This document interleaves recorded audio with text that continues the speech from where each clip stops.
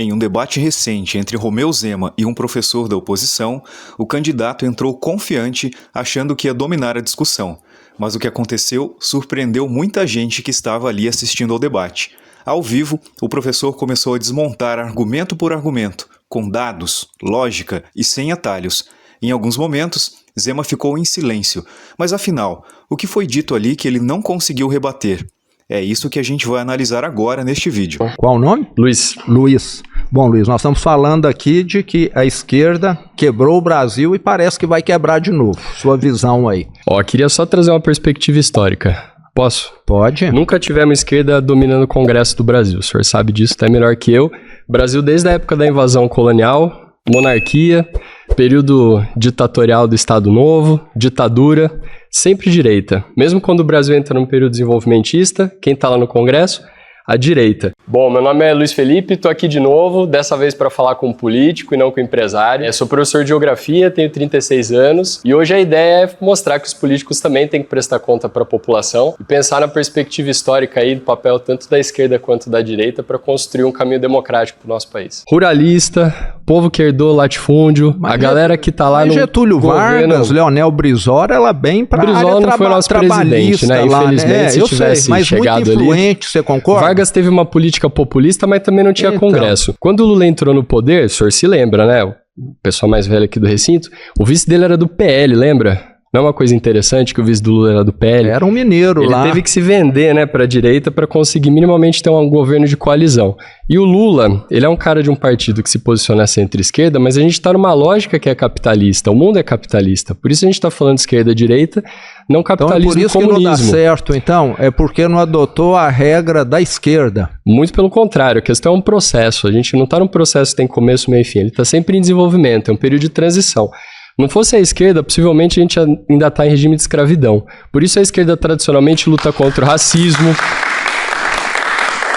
luta contra o machismo, luta contra a homofobia, luta por educação pública, por saúde pública. Coisa que o senhor me conhece, se eu estiver errado, é contra, por conta de uma política privatista.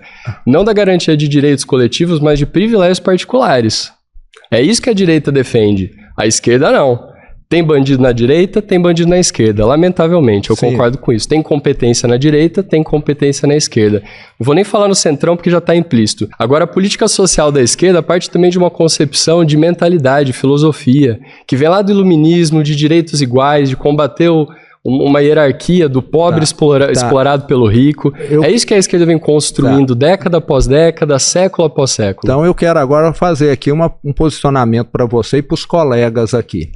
A esquerda fala que devemos, e eu concordo, que devemos dar oportunidades iguais para todos. Sem dúvida. Agora, dar oportunidades iguais para todos, pelo que eu sei, não vai fazer com que todos fiquem iguais. Não. Eu conheço uma família o conceito da equidade. Em que um filho que foi criado pelo mesmo pai e pela mesma mãe é padre e o outro Tá condenado, tá preso porque já matou 2 ou 3, você trazer entendeu? Então, direitos diferentes para pessoas diferentes é o conceito da equidade. Eu ajudo mais quem precisa mais. Por isso o governo precisa investir em quem precisa mais. Por isso agora, o rico paga mais imposto para que o pobre possa estudar e comer. Agora a esquerda... Por isso o empresário vai ter que pagar mais imposto para que a gente possa investir, por exemplo, em reforma agrária e produção de alimento no campo. O Brasil é um país pobre, em que as pessoas passam dificuldade. O Brasil é um país riquíssimo, mas cheio de pobreza. Cheio de pobreza. E por que os políticos da esquerda, quando viajam para o exterior, levam comitiva de 200 pessoas mostrando relógio? É uma questão diplomática. Eu particularmente me incomodo muito com isso. Mas o senhor gostaria que um presidente usasse calça de moletom e chinela havaiana no Palácio do Planalto? Mas precisa usar um sapato de 15 mil reais, um relógio de 200? Você acha que precisa? É uma ostentação de consumo que também me desagrada. Eu acho até que eu tenho mais patrimônio que o presidente. Nunca comprei e nunca vou comprar. Mas está compartilhando isso agora, sem a menor necessidade. E no dia que eu ganhar eu faço questão de repassar para uma instituição que precisa, uma instituição questão de caridade, você entendeu? Como governador, porque eu acho que quem é de esquerda deveria dar bons exemplos. Sem dúvida. Minas Gerais tem 300 mil funcionários. Sabe quantos parentes eu tenho no estado? Nenhum. Mas não é mais que a sua obrigação, com todo o meu respeito, governador. Todo mundo da esquerda leva... Mas temos que criticar essas pessoas também. Então, eu concordo em grau número gênero com o senhor. Me parece, eleição democrática, esquerda e direita, disputando partido sem nepotismo, sem vantagismo. A esquerda democrática defende absolutamente isso. Por isso, mas não é o que está sendo praticado. O fim do financiamento privado de campanha,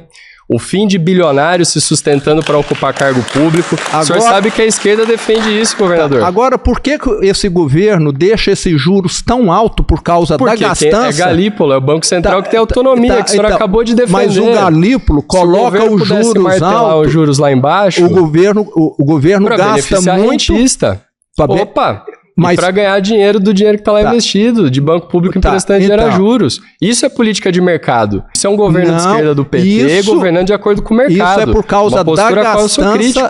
É por causa da gastança do PT. O governo tem que gastar. Tem que acabar com esse teto, esse arcabouço. Tem que investir em educação, saúde, moradia, saneamento. Quanto mais gastar, melhor, então. O país que tem a maior dívida pública do planeta, governador, é os Estados Unidos. Tá, então tudo bem. A China não fica muito atrás. Se o Estado não investe em infraestrutura, o país não se desenvolve. Se o Estado não traz igualdade e justiça social, depender do bom senso, do empreendedor bonzinho que vai gerar emprego, não funciona. Na hora que o juro subir para 50% ao ano e todo mundo quebrar na rua e país paralisado. Aí o governo vai acordar. Aí o governo tem que respeitar a vontade popular. Deixa eu te falar aqui uma coisa. Protestar agora sem deixa eu tomar falar. Porrada da polícia, que é a abordagem da direita. Você deixa eu falar agora? Por favor. O Brasil, lá em 2015 e 2016, quebrou por causa da irresponsabilidade da Dilma, do PT, que veio com o PAC, que veio com a... Deixa eu falar, deixa eu falar, que veio com aquela gastança, que veio com déficit atrás de déficit. Do mundo deixa eu falar, Brasil, em 2011. E hoje não está nem entre as 10, com o governo mas depois do PT. De golpe de Temer e governo de Bolsonaro. Deixa eu falar. Você deixa eu falar? É que o senhor está contando uma coisa que a gente já sabe. Não, eu estou querendo completar. Por favor. O que o Lula está fazendo agora é o mesmo que a Dilma fez. A economia está... Menor índice de pobreza da história. Deixa eu falar? Então é isso. Menor índice de pobreza da história através de anabolizante. Isso é que tem que ficar claro. O efeito colateral vai vir daqui a pouco. O efeito colateral é a reforma trabalhista do Temer que destruiu as garantias sociais que a esquerda conquistou com muita luta. Por que quando os neoliberais foram lá... Deixa eu falar de novo. Mas é monopólio da palavra, brasileiro... Estamos conversando. Então, por que o brasileiro...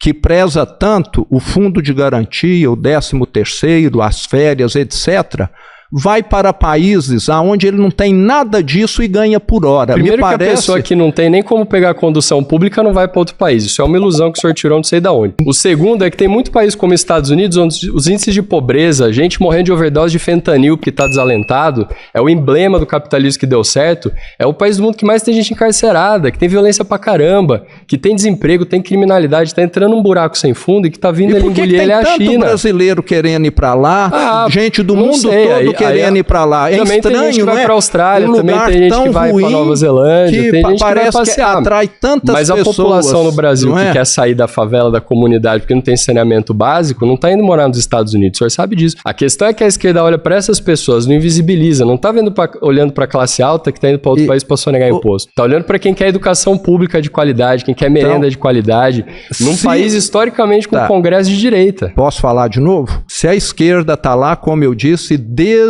2003, teve já 20 anos de governo para poder fazer essas questões. Com Temer e Bolsonaro, a gente não pode usar isso como se fosse uma sequência só. Tá, mas vamos somar tudo. Não. Aí é uma distorção histórica grosseira.